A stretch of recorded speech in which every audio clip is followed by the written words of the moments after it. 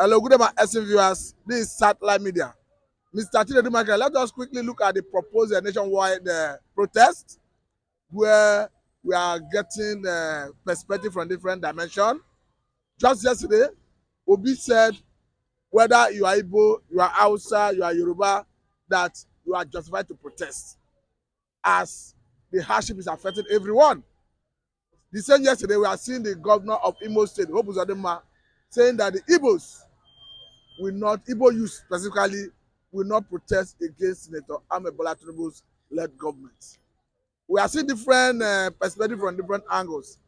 But on one hand, we are seeing cases involving Nnamdi Kanu. Some are coming out to say that the Southeast politicians and the traditional rulers have sabotaged the struggle in the past as such that is given the last warning they should stay clear of negotiation. But let us quickly look at the proposed protest and whether it's worth engaging. Good morning, viewers. Thank you for having me this morning. I'm going to react from different perspectives because we have been looking at it from studying the development and what is actually going to lead to the protest and the nature of the protest. How long is the protest going to last? Is it going to be a day thing? Is it going to be a week thing? Is it going to be on daily basis until we see the transformation that is being expected? Happens. If it doesn't happen, is this going to be sustainable? That's another angle we are looking at it. Or is it going to be a kind of warning strike for the government to, look at issues and see maybe is there any way they can resolve it? Already the FCT minister, Wike, has started threatening Nigerian youth that anybody that's being seen around Abuja will be shot. That's from the FCT minister, will be shot. So this one is coming from Hope Uzodimma again. Igbos should not join. That I don't even want to. He's not saying Igbos should not join. He said Igbos will not. As maybe he is speaking on their behalf, or maybe they have confided in him. Igbos will not, or I don't know how you put it. That Igbos are comfortable. What he's trying to tell you is that Igbos are not aggrieved. Igbos are not have benefited from the Tinubu's government, and so therefore they should not join the protest. Don't forget that the same Uzodimma in the past have said that Tinubu has solved the Igbos man's problem. That is why they didn't join hunger strike in the past. That is not the reason. Igbos has continued to distance themselves gradually. The zeal to save Nigeria, the zeal to be part of Nigeria, has already died in the consciousness of all Igbos. So we must understand this, very well, that Hope Uzodimma does not have anything to offer Igbos. It does not represent Igbos. It does not speak to Igbos. We know who speaks for Igbos. So, but for him to come out to say that Igbos should not join any form of protest, that after all, the Igbos are not aggrieved. So I don't understand the angle he's coming from. Because I don't. That statement for me, I think, is not weighty. It's not something to write home about.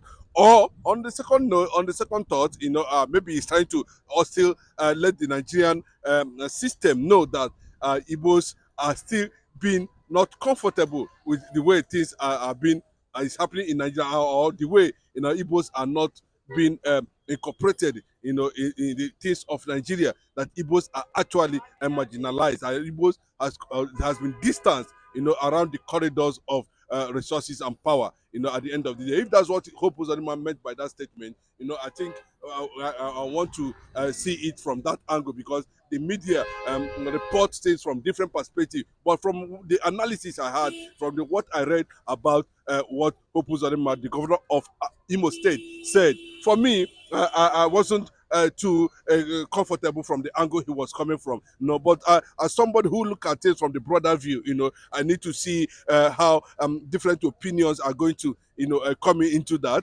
and be able to take a position based on what Hope Uzodimma actually said. For me, I don't have any thing to celebrate on Tinubu's administration. Tinubu's administration, we have Southwest has produced 11 ministers, the other regions 11 ministers. Why is it that we're having 5 ministers or thereabout in the eastern part of the country? It shows you to an extent now, that this administration is also maltreating Igbos. Look at the level of damage, where Igbo properties were being destroyed under the guise that they were building railroad and all that. A lot of things is actually wrong, and there is more reason why Igbo should be part of this protest if Nigeria actually, acknowledge that Igbo is part of this entity. But apart from that, what Hope Uzodimma is trying to tell the whole world that Igbos are not part of Nigeria and they should not be part of any form of protest. And that takes me to the angle,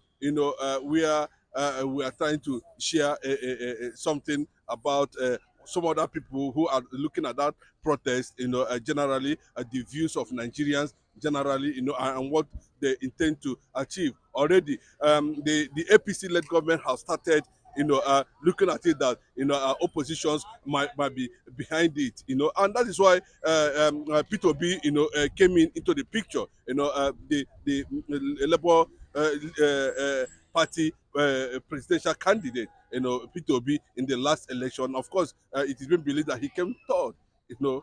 Okay. Okay, now, Mr. Michael, let me bring in this angle because was it yesterday or so? The national chairman of APC, I'm talking about the former governor of Kano State, Abdullahi Ganduje, said that APC is going to demarginalize the Igbos.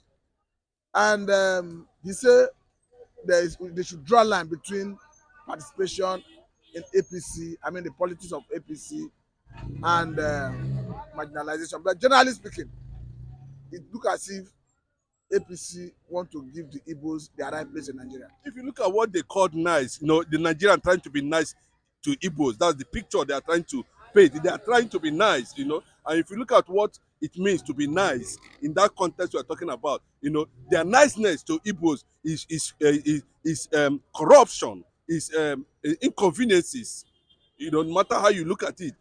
So they pretend at this point to be what they are. They pretend to be nice, but in the real sense of it, they are not nice. If somebody of that nature can come out to let the whole world know that actually, in truth, there was a gang-related, there's a gang up, against a continuous marginal, deliberately, not because of it, deliberately done. The marginalization the Igbos are experiencing on deliberately, politically and otherwise, is deliberately done. So that's what they are trying to tell you, that they're going to force Igbos to belong to where they don't want to belong, in terms of political party.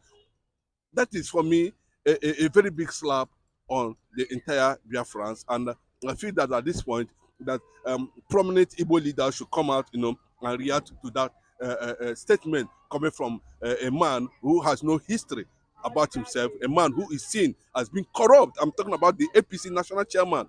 He has no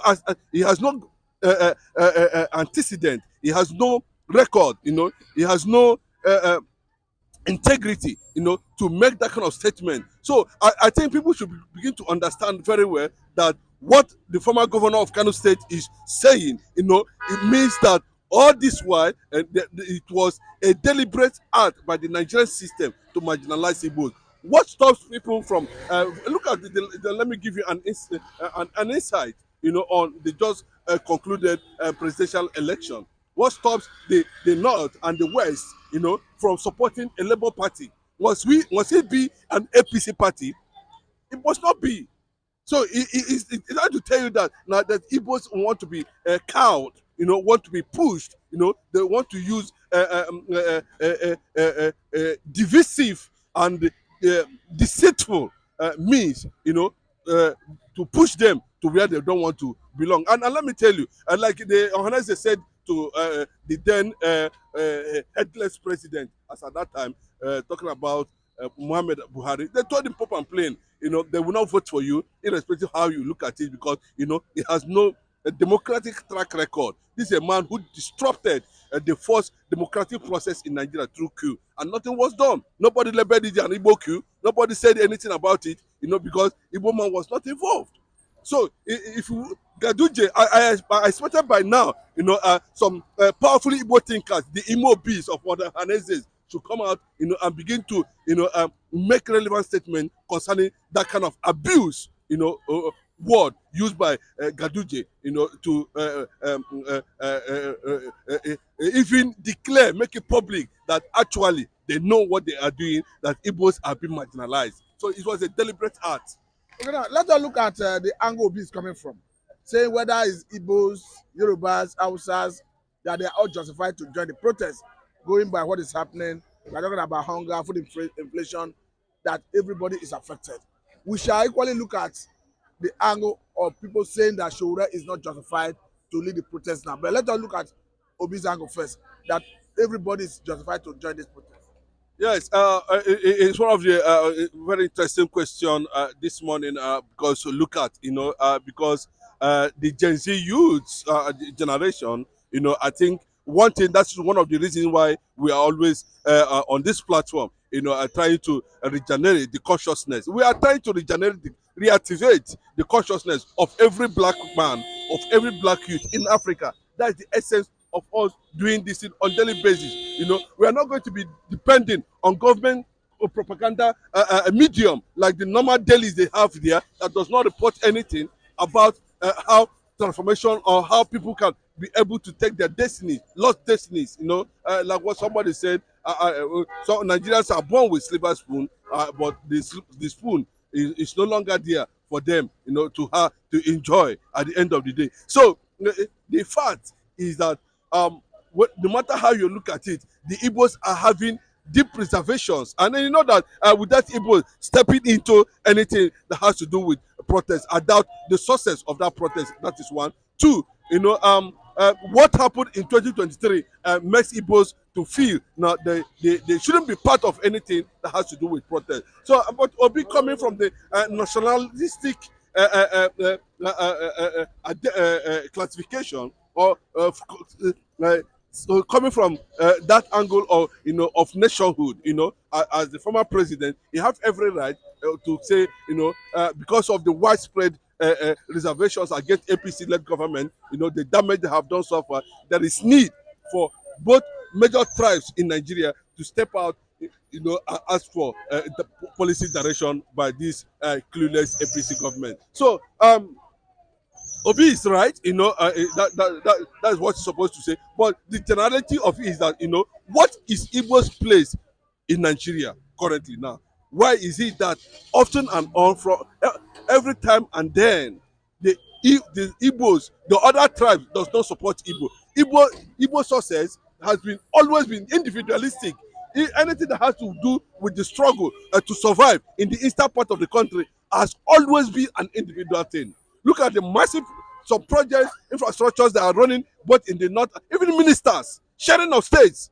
And you're asking these people to still come and begin to struggle over the survival of Nigeria. But it looks so hard for me, to be honest, you understand. And I think at this point, we should look at it from broader view, because you can see them, they're already in some parts of the country try to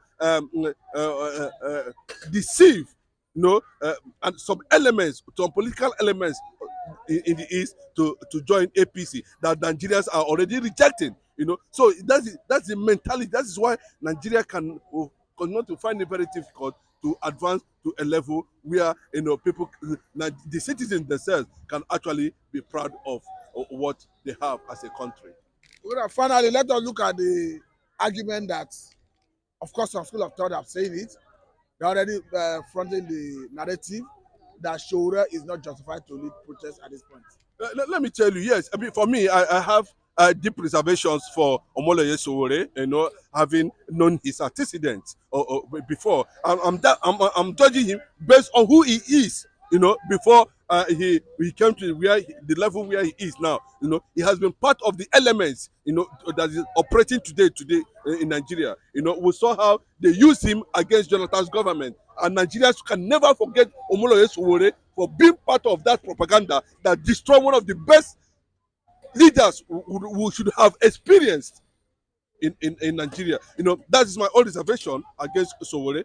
And secondly, most of the things he organizes, we don't tend to see the impact of it always. When he came up with the revolution now, we couldn't see much anything. We couldn't see any impact. We couldn't see anything indicating that, he has been financially pacified at the end of the day. The government can operate in any disguise, and Sowore is one of the factors we don't want to see in this protest at all. We don't want to see anything that has traces with Sowore. For now, you should just step aside. If you have any moral support you want to give. But we don't want to see him because, at every point Nigerians want to move forward.